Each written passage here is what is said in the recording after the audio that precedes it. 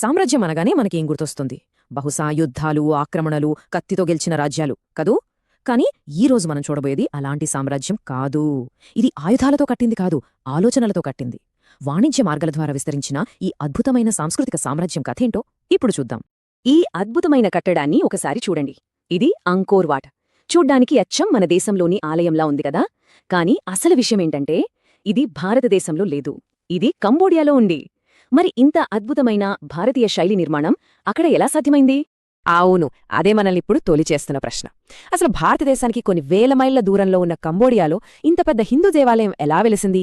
దీని వెనుకున్న కథేంటో తెలుసుకోవాలంటే మనం భారతీయ సంస్కృతి ఆసియా అంతటా చేసిన ఒక పెద్ద ప్రయాణాన్ని చూడాలి. సరే, మన ప్రయాణం మొదలు పెడదాం. మొదటగా ఉత్తరం వైపు భూమార్గం గుండా. అప్పట్లో ఈ దారులు కేవలం సరుకులు రవాణా చేయడానికే కాదు, వాటితో పాటు ఆలోచనలు, కథలు, సంస్కృతి కూడా ప్రయాణించాయి. దీన్నే మనం మొదటి సాంస్కృతిక అల అని చెప్పుకోవచ్చు. అంటే ఈ కల్చరల్ ఫ్లో అన్నది మొదట సెంట్రల్ ఆసియా గుండా వెళ్ళిందన్నమాట. అక్కడ ఖోటాన్, కష్కర్ లాంటి నగరాలున్నాయి కదా, అవి కేవలం బిజినెస్ హబ్స్గానే కాదు, ఒక రకంగా ఇండియన్ కల్చర్కి మినీ సెంటర్లుగా మారిపోయాయి. దీనికి ప్రూఫ్ ఏంటంటారా? అక్కడ తవ్వకాల్లో బయటపడ్డ ఎన్నో సంస్కృత గ్రంథాలు, బౌద్ధ ఆరామాలే దీనికి సాక్ష్యం. అయితే ఇది వన్ వే ట్రాఫిక్ లాంటిది కాదండోయ్.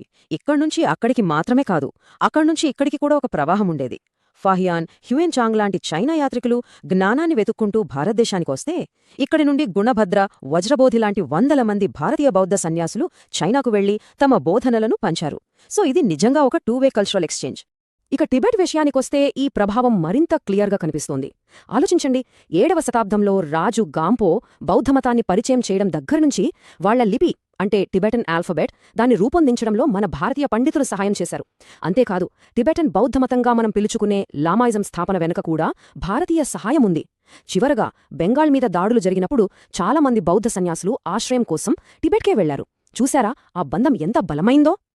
ఓకే, భూమార్గం కథ చూసాం కదా, ఇప్పుడు మన ప్రయాణాన్ని భూమి మీద నుంచి సముద్రం వైపు తిప్పుదాం. బంగాళాఖాతం మీదుగా సాగిన ఈ సముద్రయానాలు సాంస్కృతిక వ్యాప్తిలో రెండవ, ఇంకా చెప్పాలంటే చాలా శక్తివంతమైన అలగా ఎలా మారాయో చూద్దాం. అసలు ఇంత కష్టపడి అంత దూరం సముద్ర ప్రయాణాలు ఎందుకు చేశారంటారు? దానికి సమాధానం ఒకే ఒక్క పదం: సువర్ణభూమి, అంటే బంగారు భూమి. ఆగ్నేయ ఆసియాలో ఉన్న అపారమైన ఖనిజ సంపద, బంగారం భారతీయ వ్యాపారులను విపరీతంగా ఆకర్షించాయి. ఈ ఆర్థిక ఆకర్షణే తర్వాత ఒక గొప్ప సాంస్కృతిక మార్పిడికి పునాది వేసింది. ఈ కల్చరల్ ఇన్ఫ్లుయెన్స్కి ఒక పర్ఫెక్ట్ ఎగ్జాంపుల్ శ్రీలంక. ఈ సిగిరియా పెయింటింగ్స్ చూస్తుంటే ఏదో గుర్తొస్తుందా? అచ్చం మన దేశంలోని ప్రఖ్యాత అజంతా గుహల్లోని చిత్రాల శైలిలోనే ఉన్నాయి. ఇది కేవలం ఇన్స్పిరేషన్ కాదు, ఇది ఒక డైరెక్ట్ ఆర్టిస్టిక్ కనెక్షన్. ఈ ప్రభావం కేవలం వ్యాపారానికో కళలకో మాత్రమే ఆగిపోలేదు, ఏకంగా రాజ్యాలనే సృష్టించింది. దాదాపు 1000 సంవత్సరాల పాటు ఆగ్నేయాసియాలో భారతీయ సంస్కృతితో ప్రభావితమైన ఎన్నో రాజ్యాలు వెలిశాయి. 15వ శతాబ్దంలో ఇస్లాం వచ్చేంతవరకు ఈ రాజ్యాలే ఆ ప్రాంతపు రాజకీయాలను, సంస్కృతిని పూర్తిగా శాసించాయి. సరే, ఇప్పటిదాకా ఆలోచనలు, రాజ్యాల గురించి మాట్లాడుకున్నాం.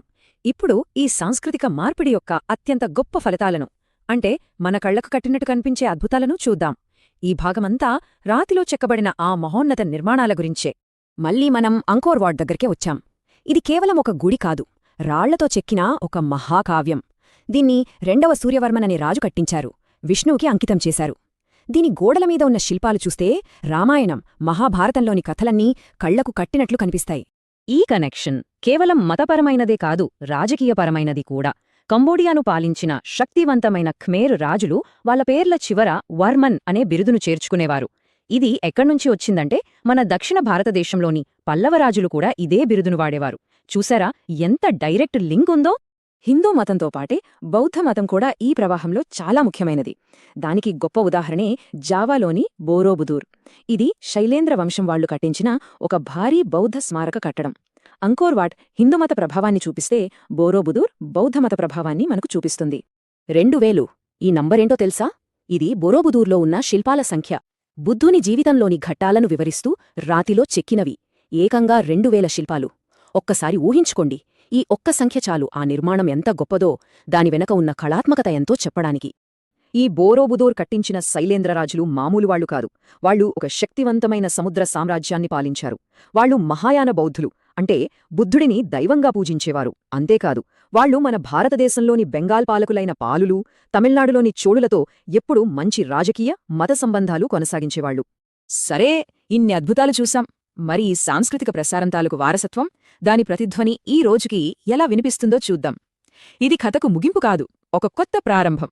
ఈ ప్రభావం చరిత్ర పుస్తకాల్లోనే ఆగిపోలేదు, ఇప్పటికీ సజీవంగా ఉంది.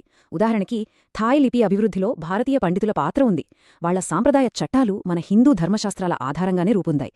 ఇండోనేషియాలోని బాలి ప్రజలు ఇప్పటికీ హిందూ మతాన్నే పాటిస్తున్నారు. జావాలో తోలుబొమ్మలాటలు ఆడతారు కదా, దానికి కథలు మన రామాయణ మహాభారతాలే. ఒకప్పుడు మయన్మార్లో పాలి, సంస్కృతం అధికార భాషలుగా ఉండేవంటే ఆశ్చర్యంగా ఉంది కదూ. ఇవన్నీ ఆ వారసత్వానికి కొన్ని ఉదాహరణలు మాత్రమే. అసలు ఈ సాంస్కృతిక మార్పిడి ప్రభావాన్ని ఆనాటి చరిత్రకారులు ఎలా చూశారో చెప్పడానికి ఆనాటి ఒక పుస్తకంలోని వాక్యాన్ని చూద్దాం. వాళ్ల దృష్టిలో ఇది కేవలం ఒక మార్పు కాదు, ఒక పెద్ద పరివర్తన. వాళ్ళేమన్నారంటే, భారతీయ మతాలు మరియు భారతీయ సంస్కృతి ఈ ప్రాంతాల ఆదిమ నివాసుల జీవితాలను తీర్చిదిద్దాయి. వారు ఉన్నతమైన నాగరికత స్థాయికి ఎదిగారు. అంతా చూసాం కదా. ఇప్పుడు మన ముందు ఒక ప్రశ్న మిగిలి ఉంది. ఒక సామ్రాజ్యాన్ని కత్తితో, ఆక్రమణలతో కాకుండా ఆలోచనలతో, కథలతో, వాణిజ్యంతో నిర్మించవచ్చని ఈ చరిత్ర మనకు కళ్లకు కట్టినట్టు చూపిస్తోంది. మరి కత్తి కంటే కథకే ఎక్కువ పవర్ని చెప్పే ఈ చారిత్రక వాస్తవం ఈరోజు మనం ప్రభావం లేదా ఇన్ఫ్లుయెన్స్ అనే పదాన్ని చూసే తీరుపై కొత్త వెలుగును ప్రసరించదా? ఒకసారి ఆలోచించండి.